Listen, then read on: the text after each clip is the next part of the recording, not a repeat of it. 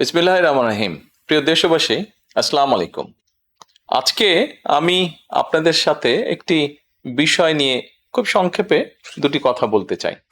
যে বিষয়টি সমাজের প্রত্যেকটি শ্রেণী পেশার মানুষকে স্পর্শ করে। যে বিষয়টি কি সেটি সেটি হচ্ছে আমাদের পরিবেশ।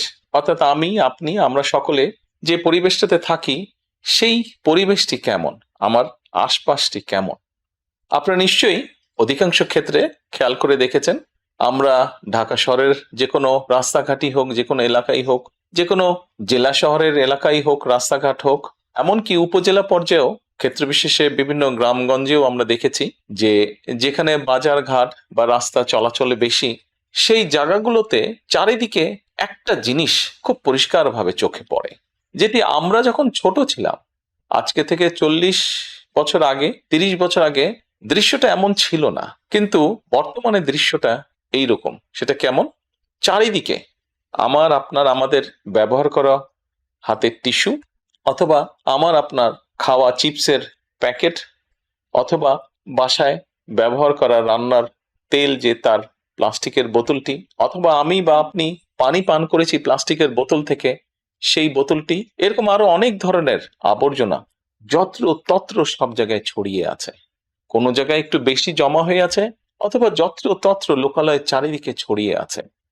চিন্তা করে দেখুন তো, আপনার ঘরে, যে ঘরটিতে আপনি থাকেন, যে বাসাটিতে আপনি থাকেন, যদি চারিদিকে এমন টিস্যু ছড়িয়ে থাকতো, যদি চারিদিকে এমন আবর্জনা ছড়িয়ে থাকতো, আপনার কাছে কি ভালো লাগতো দেখতে?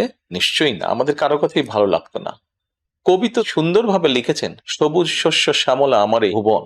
তো আসুন না, আমরা কেন আমাদের পরিবেশটাকে সুন্দর করতে পারবো না?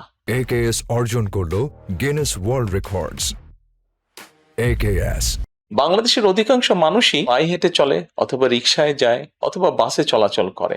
এই মানুষগুলো যখন রাস্তা পার হয়, বিভিন্ন জায়গায় যখন আবর্জনা জমে থাকে, ময়লা থাকে, এই মানুষগুলোর কিন্তু অনেক কষ্ট হয়, বিভিন্ন জায়গায় অনেক দুর্গন্ধ হয় এই আবর্জনা জমে থাকে।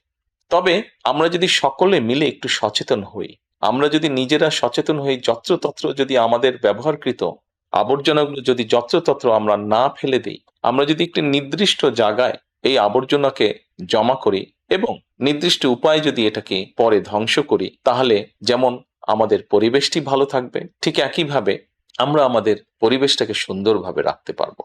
দেখুন, অনেক জায়গায় আমি দেখেছি, গত কয়েক মাসে যখন আমি দেশের বিভিন্ন জায়গায় গিয়েছি, হয়তো কোনো একটি পুকুরের পাশ দিয়ে যাচ্ছি, দেখেছি পুকুরের ভিতরে বিভিন্ন রকম ময়লা স্তূপ হয়ে পড়ে আছে, অথবা পুকুর পাড়ে বিভিন্ন ময়লা স্তূপ হয়ে পড়ে আছে। অথচ একসময় কিন্তু এই পুকুর পাড়েই মানুষ বিকেলে বসতো, গল্প করত পরিবার পরিজন নিয়ে। কিন্তু এখন আবর্জনার জন্য সেটি সম্ভব হয় না।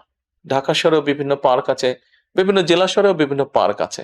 আমরা পার্কগুলোতে যাচ্ছি বিকেল বেলায় পরিবার পরিজনকে সাথে নিয়ে, কিন্তু গিয়ে যখন আমরা চিনে বাদাম খাচ্ছি, অথবা চিপস খাচ্ছি, অথবা বাচ্চারা লজেন্স খাচ্ছে, খেয়েই আমরা জিনিসটা সেখানে ফেলে দিচ্ছি।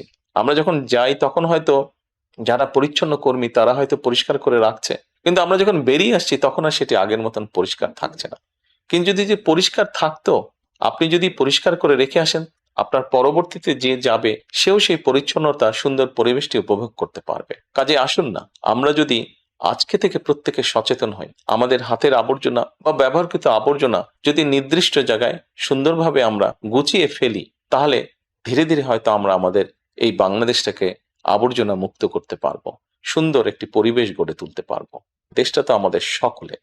আমরা সকলে মিলে যদি চেষ্টা করি, সকলে মিলে যদি একটু একটু করে করি, তাহলে আমরা বড় কিছু করতে সক্ষম হব। প্রিয় দেশবাসী, আপনাদের কাছে আজকে এই সহযোগিতাটা আমি চাইছি। আমরা সকলে মিলে আসুন, চেষ্টা করি আমাদের দেশটিকে পরিষ্কার সুন্দর রাখতে। আমরা সকলে মিলে চেষ্টা করি আমাদের পরিবেশটিকে সুন্দর পরিষ্কার রাখতে, যা নিশ্চিত করবে আমাদের আগামী দিনের বংশধরদের জন্য একটি সুস্থ দেশ, সুস্থ পরিবেশ। সকলকে আন্তরিক ধন্যবাদ। আসসালামু আলাইকুম।